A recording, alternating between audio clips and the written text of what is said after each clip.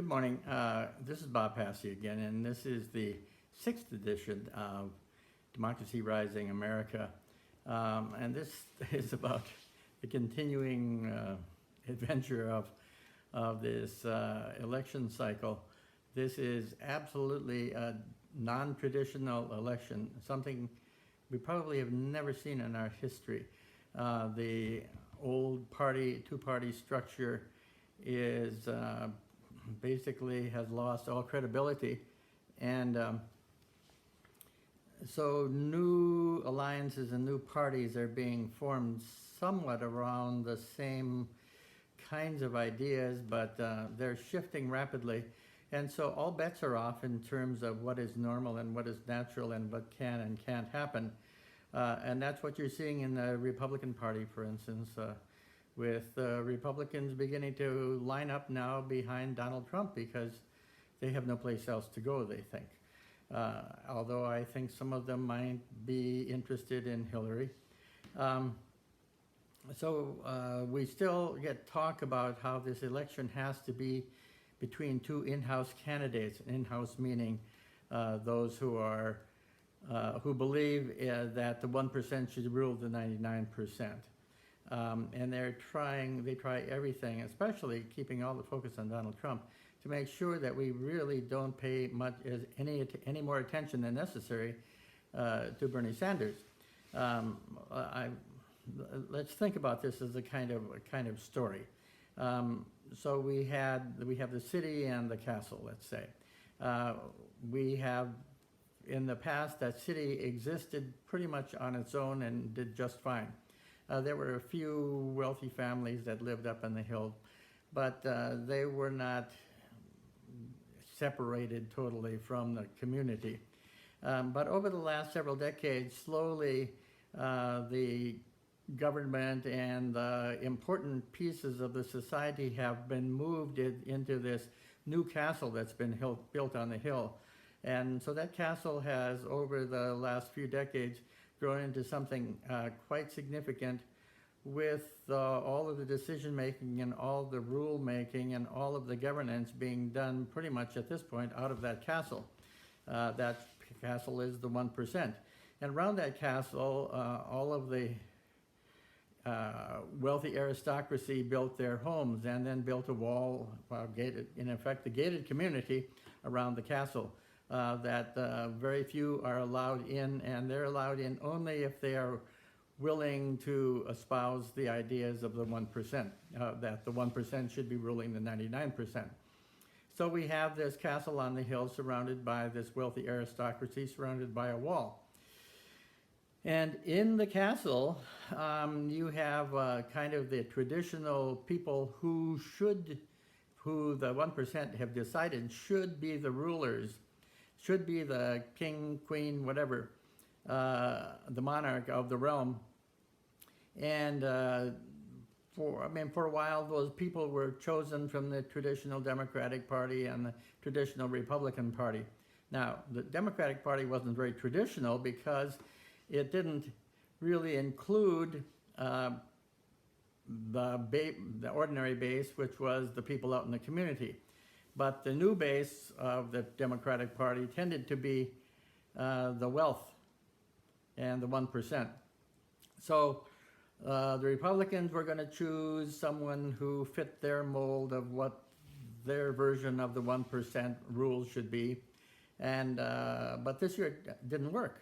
Donald Trump, used the kind of rabble that used to come in the back door of the castle to build his candidacy, and you think about him as the fair-haired, arrogant, sort of shirt-tail prince that was spoiled and decided he should be able to get his way and do whatever he wanted, and he's using this kind of rabble that came in the back door that the Republican Party had used before as the Tea Party as a base to grow his candidacy, using people who know that the rule by the 1% is really losing its power and losing its allure and losing its effectiveness. And so on one hand, the fair-haired prince is vying for the crown, And on the other side was sort of the Dowager Queen, Hillary Clinton, who was so sure that the people in the community loved her and there would be no problem at all, that they would continue running the court the way they ran the court in the last 8 years, or longer than that, actually. And so she was so beloved that there was not a question about anything else. However, outside the wall, we had this outsider, Bernie Sanders, who was exciting the people and saying, you know, we used to have this old city hall where everybody used to go and we used to all have a voice, and that's where the decisions were made in full view of the rest of the community. But now they've moved it up there, and I think we should move it back. I think we should move it out of the castle and back here. And the people were saying, well, the castle thing hasn't worked very well for us, so we think this is a swell idea, and they began to support Bernie Sanders. Now, the people in the castle, of course, control the media, they control everything. So they're trying to just ignore, and they have this convenient thing to ignore it with. They're so bent out of shape about this fair-haired prince that they just spend their whole time in the media paying attention to that and hoping that people will be distracted enough by that not to notice that they are trying everything they can to make sure it's an in-house election. So the in-house being Hillary Clinton basically willing to go on and on with same old of the Obama administration, which has turned out to be incredibly hard on the ordinary citizens back out in that city. And Donald Trump, although he's kind of shirt tail, is the epitome of the 1%.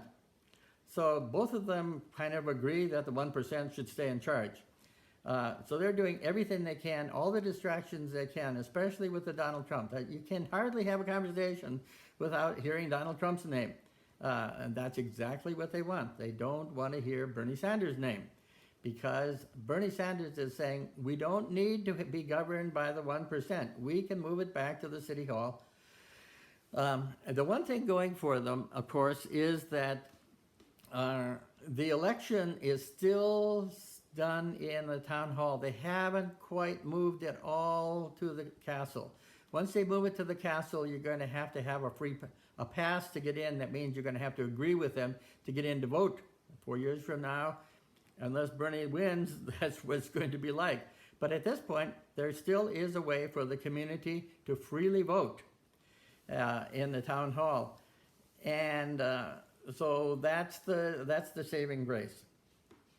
And Bernie is hoping that people will see how important it is to shift back from the 1% rule back to basically democracy.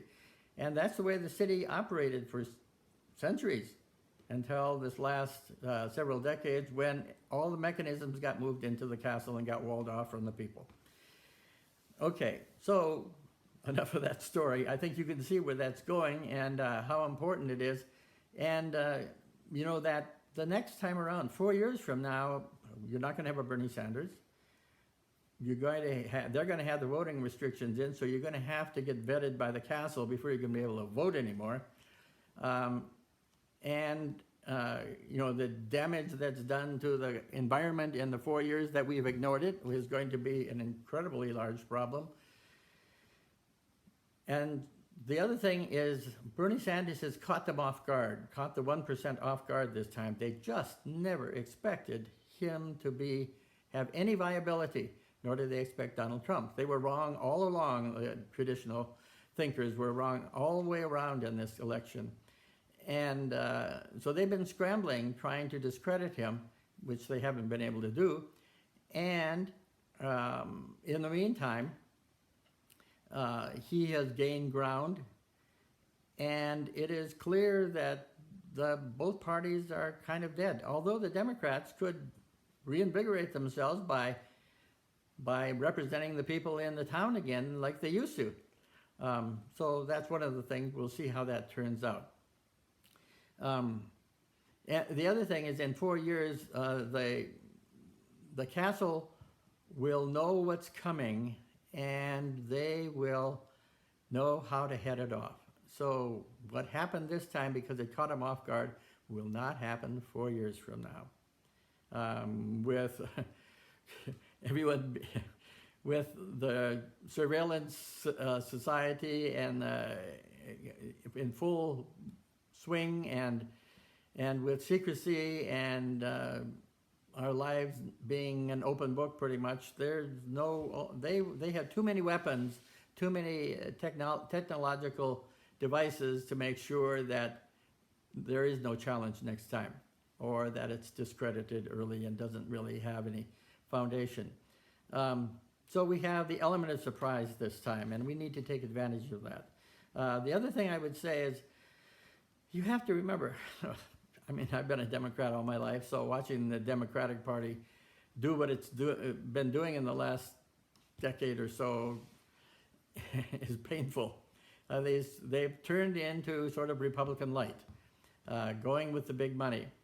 If they dare to go back to the people, then they will choose Bernie Sanders. If they care about not losing this election, Hillary has been wounded, and there are many who are waiting for the other shoe to drop, because some say there are other pieces of information out that the emails were perhaps picked up by other countries, that we would rather didn't have them, and that she ends up being vulnerable because of that.